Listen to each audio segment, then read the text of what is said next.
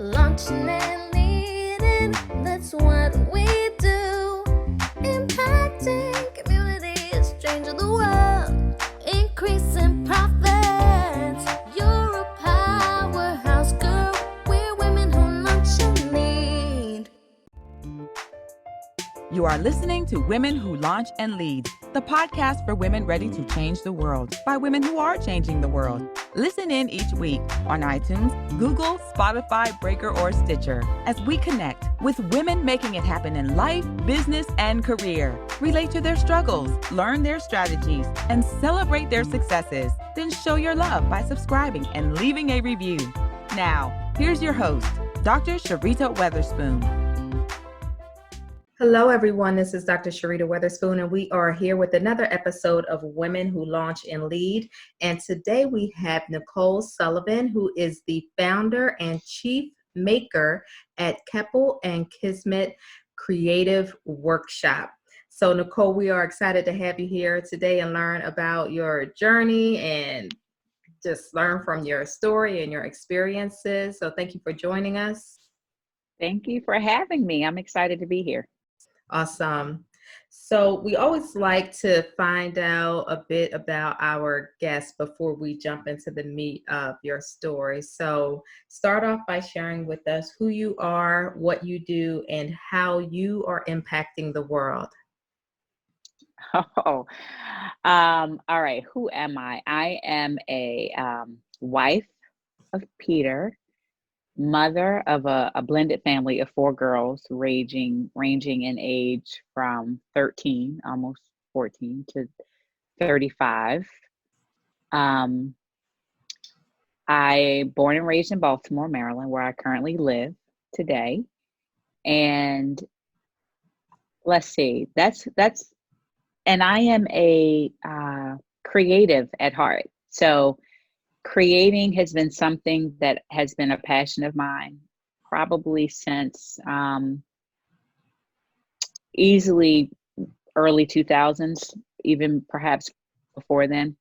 And so I always kind of find something that I want to learn to do, figure out how to do it, and start doing that thing until I feel like I've kind of gotten it down. Then I move to the next thing. So I feel like that's kind of who I am. What am I doing to impact the world? I believe that this is cliche, but I believe it to be true that we were all created to create. And I like to inspire people to create. I like to inspire them to get out of their comfort zones and try something new that maybe they'll even be able to do at home. Maybe it involves a tool, maybe it doesn't. So I believe I am giving women confidence that they can do things that are outside of their comfort zone, that they, not only help create small people, but they also can create their own, wall clocks if they want to. So confidence, it really is the underlying thing I think I bring to the table as far as how I'm impacting the world, giving women confidence in particular. But I do it through creating. Okay. That's a very unique way of looking at what you do. But I like it. That you're really, focusing on confidence, even though you're using these, this creative process or these creative techniques to do so. I don't think I've ever heard anybody describe similar work in that type of way. So that's really powerful. So you're the owner of a creative workshop, which means, you have this storefront, this location that people can walk into and have this experience. And your retail location is a more recent accomplishment, but you've been creating for a very long time. Yes. So how did you go from, the work, essentially starting for doing stuff for yourself, and then making those things available in the marketplace, and then to now having an actual physical location to interact and engage with people? Well, that is actually a very long story, but and it's a very interesting one that I do like to share, because the bottom line is that I believe I was created to do this. I think that it's a passion that was put in me. I don't know that I ever said, I want to be an entrepreneur. I want to open a storefront. As a matter of fact, I know I never said that. Um, I I I knew that I had an entrepreneurial spirit, but early on, I mean, I'm a corporate girl, and or have was for and enjoyed that. I enjoyed. I'm a project manager by trade. Did that for 17 years in the financial services industry, specifically IT project management.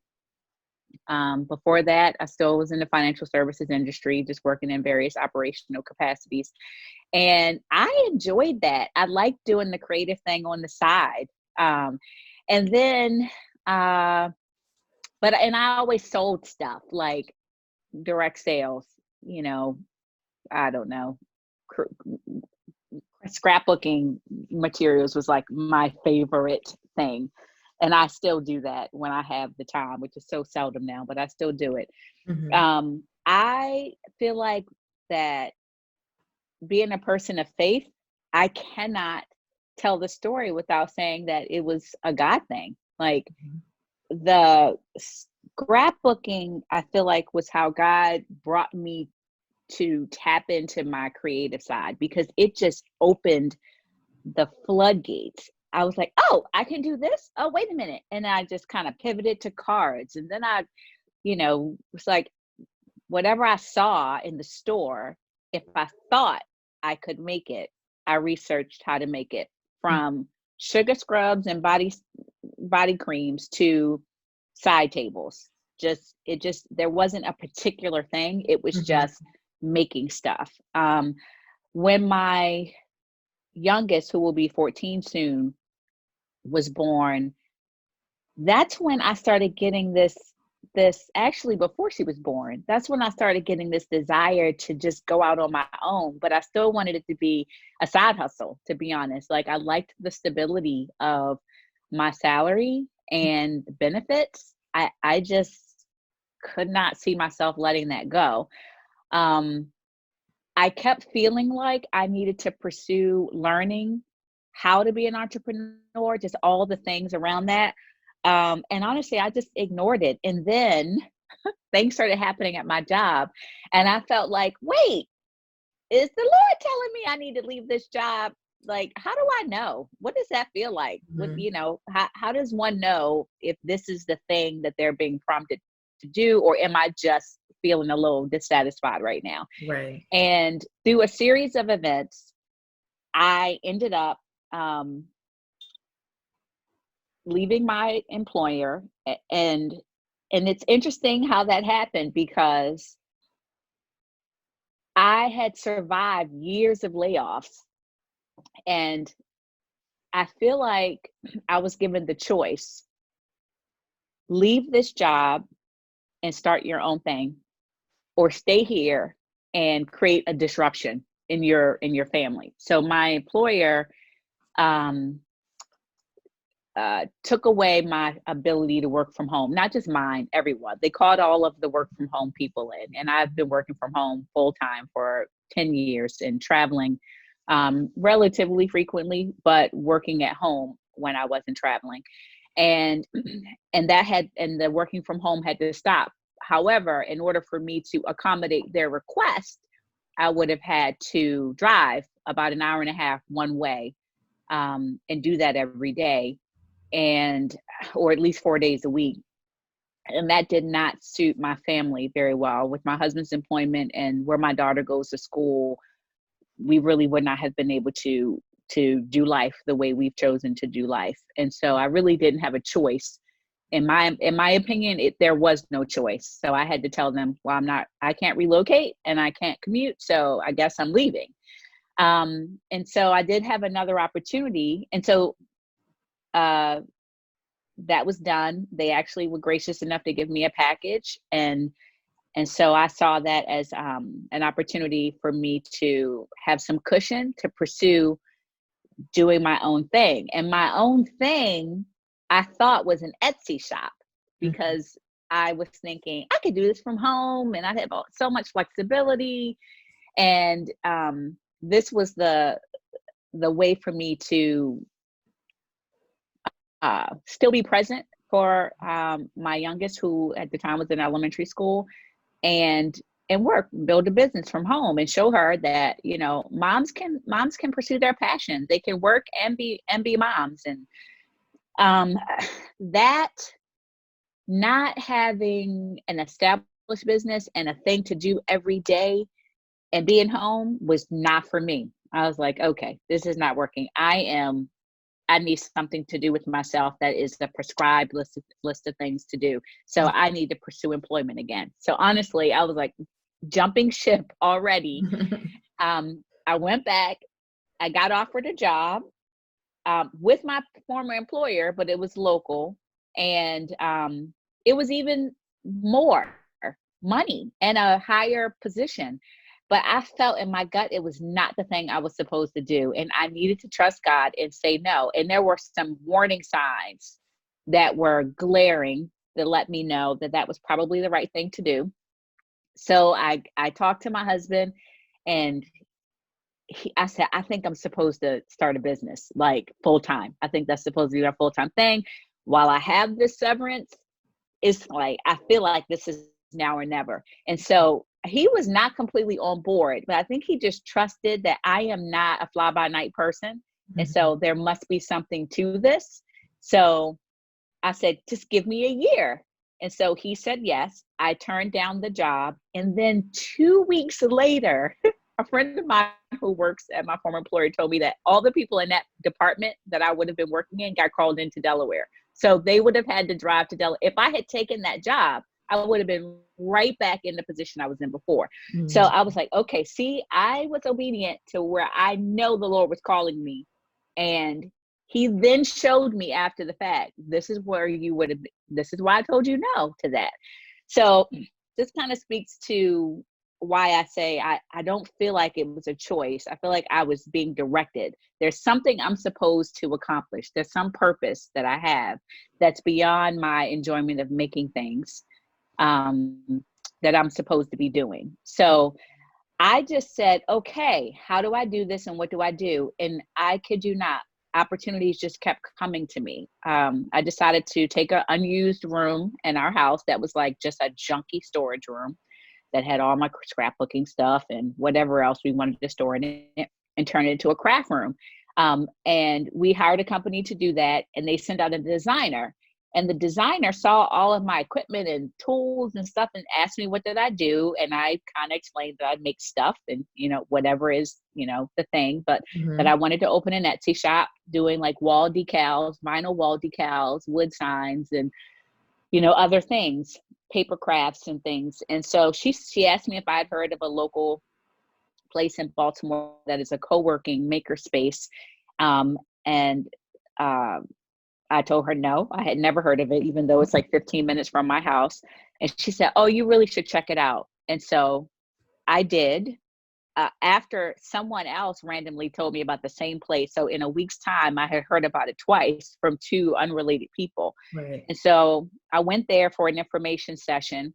And the day I happened to go for an information session, there was a group having an unrelated information session. In less than 12 months, I had gotten certified on how to use woodshop tools, everything from a jointer, a planer, a chop saw, band saws, whatever, shop tools and hand tools.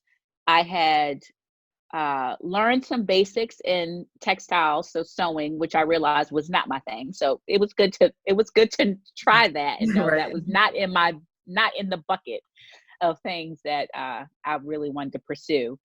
And and went and got through the Moms as Entrepreneurs program, which helped me launch an Etsy shop in less than 12 months from when I said, give me a year.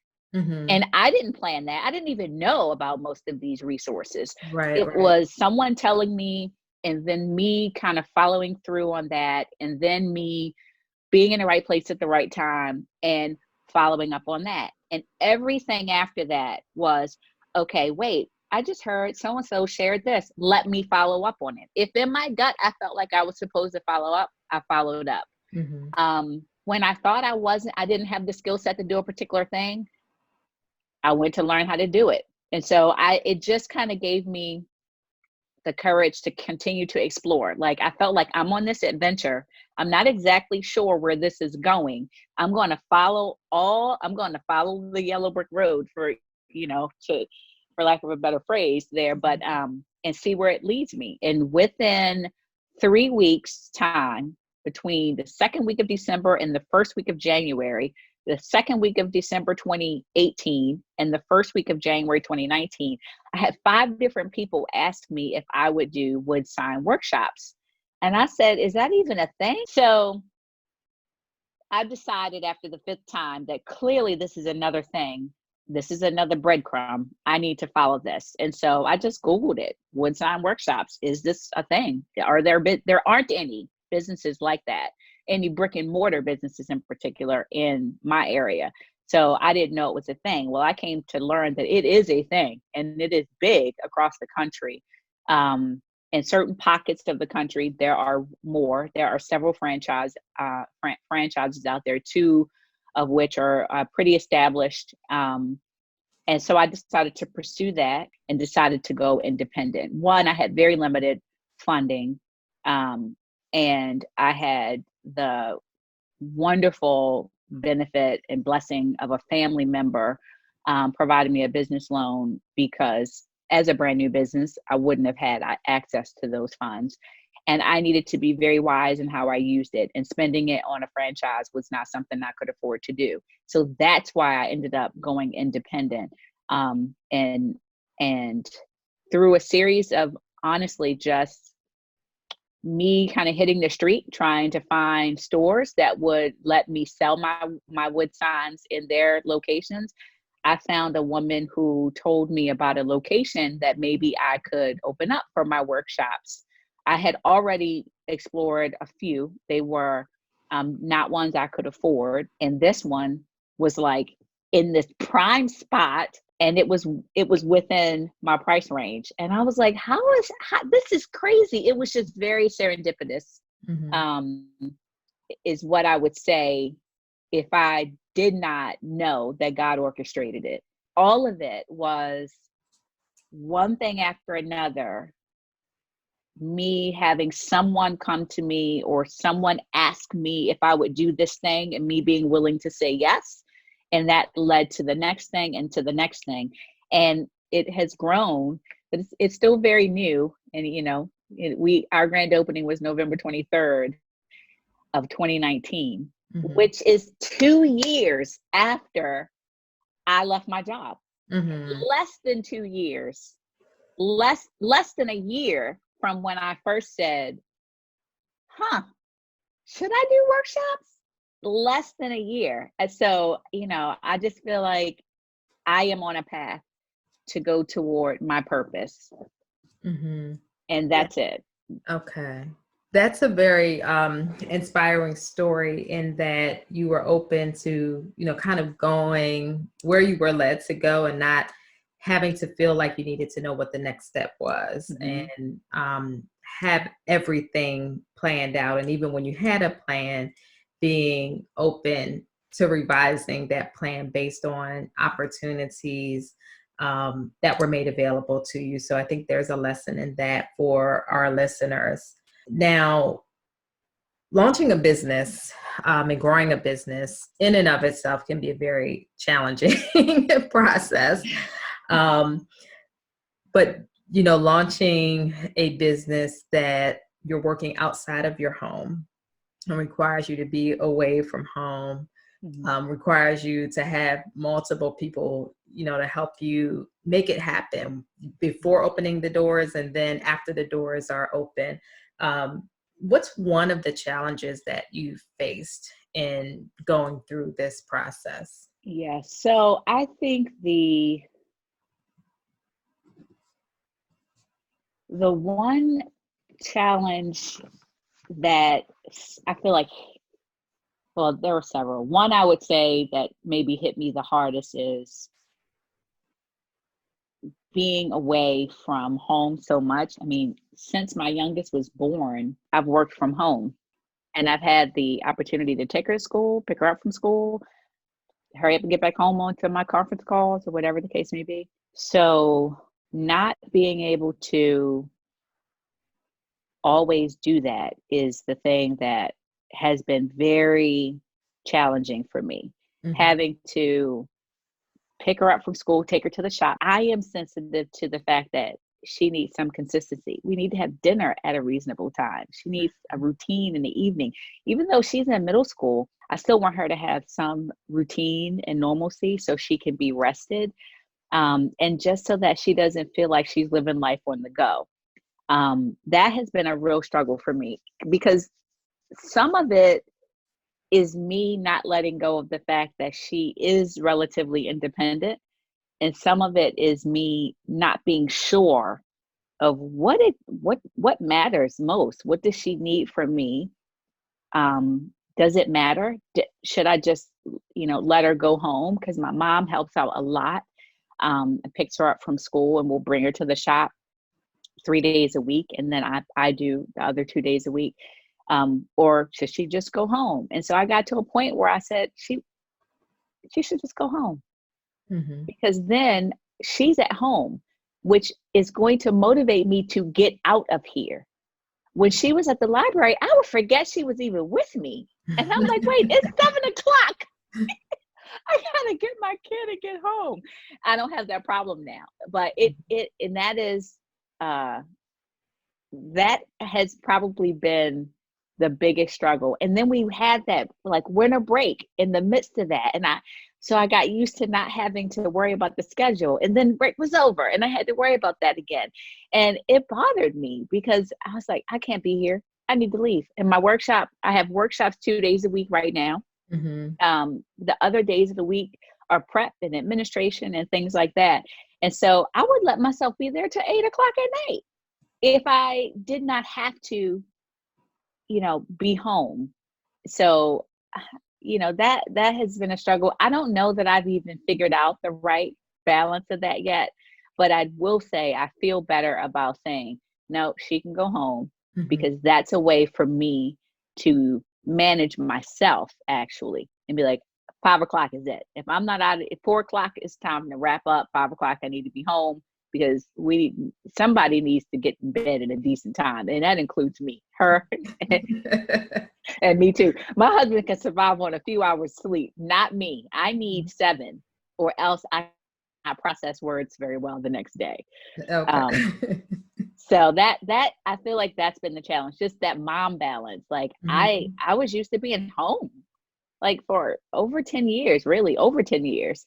And I could, have my laptop in the kitchen while I was doing dinner prep if I needed to. And that's just not my existence anymore. Right. So part of dealing with that challenge was, enlisting some help. You had your mom there, mm-hmm. Which is awesome. But what I want our listeners to hear, that it's not necessarily about who is helping, but that you ask yes. for help, that yes. you pull in for people, people who are willing to help, get their help. Yes. In whatever way that they're willing to help. There might be one specific thing you're looking for. There might not be anyone there at that time who can help with that, but maybe they can help with something else that can then free you up to, address whatever that outstanding issue is. And just recognizing you don't have to go it alone. Yes, that has been huge, actually. Even getting from the day we signed the lease to, and I say we because I think my husband is in this with me, though I am a single member LLC right now. Mm-hmm. He's the silent partner, and he's also the woodcutter. So we signed the lease on October 1st, and grand opening was November 23rd. I had droves of friends, like they volunteered to help me build this space out. We built tables from scratch. I had a fixed set of funds, and honestly, I asked for that. It was uncomfortable to ask the family member for the loan, but I did. And after she thought through it, she said yes. So that was the first ask for help. Mm-hmm. The second ask was to say, go out to my network and say, this is what I'm doing. I'm trying to beat the holidays and I need help. And people were so willing. Mm-hmm. And then after that, even still to this day, I have friends who say, Nicole, you need me to weed some stencils. And when it's something I need done, and I know that this particular person is willing and able to do that thing, because I do, I don't take everyone up on every offer, because these are things I'm selling to customers. So it does need to be a good finished product. But the fact that people are willing, I have learned to say yes. And I am just so grateful for the fact that when I ask, people say yes. Mm-hmm. And if they don't, I understand. Like, okay, but I have got to be comfortable asking and taking people up when they offer, and not feeling like, oh, I know this is going to be a burden for them. Well, they offered. So Right. obviously, they're willing, and I don't have to manage their lives and mine too. I can take them up on this if they've offered it. So that has been huge. I want the anniversary celebration to be one where I'm able to just honor all the volunteers and everyone who came out, and just so that they could see just how appreciative I am, knowing I would not have gotten to opening day without them. Right. And just getting the store to where it is would not have been possible in this time without them. That's powerful as well. So it's not just accepting the help when it's offered, but then demonstrating in some sort of way your appreciation for the help. Because people will often say, oh, don't worry about it. Right. Right. And that's fine. But you need to thank people, whether they say they don't need it or not. Because you never know when you're going to have to ask for help again. But also because you do appreciate it. Right. And you recognize that no matter how small the thing is that someone is helping you with, it's still requiring a sacrifice on their part of something. Yes. And you meant enough to them to be willing to make that sacrifice. So that show of appreciation just is something that we should be doing, Yes. in recognition of those who support our visions and our dreams. Yes. So what is one of your strategies for self-care? Oh, I schedule it. First of all, my work day where I engage and say I am officially starting work is 10 a.m. I actually don't even check work email before then. And if I get a call and I don't know who it is, I don't answer it before then. Because when school is normally in session, I drop off at 8:30 in the morning. And if I haven't had time to just sit and be quiet, I usually do some type of devotion or study of the Bible in the morning. If I haven't had time to do that, I want to allow myself that time before I launch into my workday. If I have had the time to do that, then I want to be able to sit and have coffee when I get in the shop and just ease into the workday. And so I am a go person. Like burning a candle at both ends is just my bent. So I have to be very intentional about my boundaries. And at some point, I do not go to bed without time for me. Like if it's a late night, I will spend the last 15 minutes my eyelids will close, trying to read a book, because it's just the thing that I need to close out the day where I can say something. There was the bookends were about self-care. Mind, body, spirit. it just needs to check one of those boxes at least. I love getting up in the morning and being able to like do yoga, drink coffee, do a devotional. And I can do all that now before 10 because I don't have to go anywhere to drop off for school since they're doing this home-based learning right now. So I actually have more time. I can come downstairs and fluff the pillows because usually it looks like somebody's been playing football with them, in the morning. So that's the thing that I'm doing.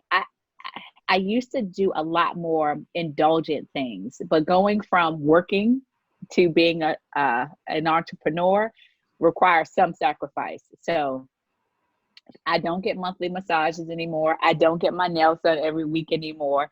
But I don't mind doing my nails at home. I really don't. It takes me out of whatever I'm doing because I have to focus on doing that. So that, draws me into some self-care as well. But yeah, I am very intentional about it because I can be mean when I haven't poured into myself. And I know that about myself. Mm-hmm. And I don't like that. I don't like when I feel like I'm even getting to that point. I'm like, I think I need a nap. I'm kind of getting on my own nerves right now. And so if I feel like I need to just reset, I take time away and do those things. Reading is one of my favorite things beyond crafting. If I'm not making something, I like to read, and I want it to be nonfiction. Fiction. I read enough nonfiction. I'm reading how to everything. And so when I want to like escape, I have my favorite fiction authors, or I'll go out on, a popular literary app and see what's out there, what are people talking about, and I'll read that. Yeah. Okay. When you're getting on your own nerves. Yes. You need to go take a nap. Yes. There's a lesson in that too, ladies. All right. So let's switch over to wordplay. Okay. So I'm going to share 2 words with you that I want you to just share your thoughts and reflections on. The first is creativity. Oh, wow. I've said this before. I believe this to be true. We were all created to create. What that looks like is different for every person, and it's not always a thing, whether you're painting, writing, cooking, just we're all created to create. There is something in us all that does not exist in another person. And so creativity is not about having artistic ability or being able to paint a mural or even write a poem. I could not tell you. I should know this, but I don't even know what defines a haiku. I should know that because I learned it in school. So that's not what was put in me. However, I believe it's that there is something in each of us. Creativity is not about making something or being crafty. When people come into my shop, they say, I'm just not crafty. Or like, what color goes with that? And I try my very best to not put my color mind in them. Like, this is going in your house. Whatever you do, it's going to be great because it's not going to be another one like it. I mean, unless they exactly copy one that's on the wall. But even still, there's some nuance that's going to be uniquely theirs. So I just think creativity is in all of us. It bears itself out very differently. And it would be helpful for those who say, I'm just not creative, to think about it more broadly, what creativity is. Okay. Now, the second word is color. Oh, wow. When I think of color, I just think of beauty, just limitless beauty. Like color, it's infinite. You can take a finite set of colors and mix them, in various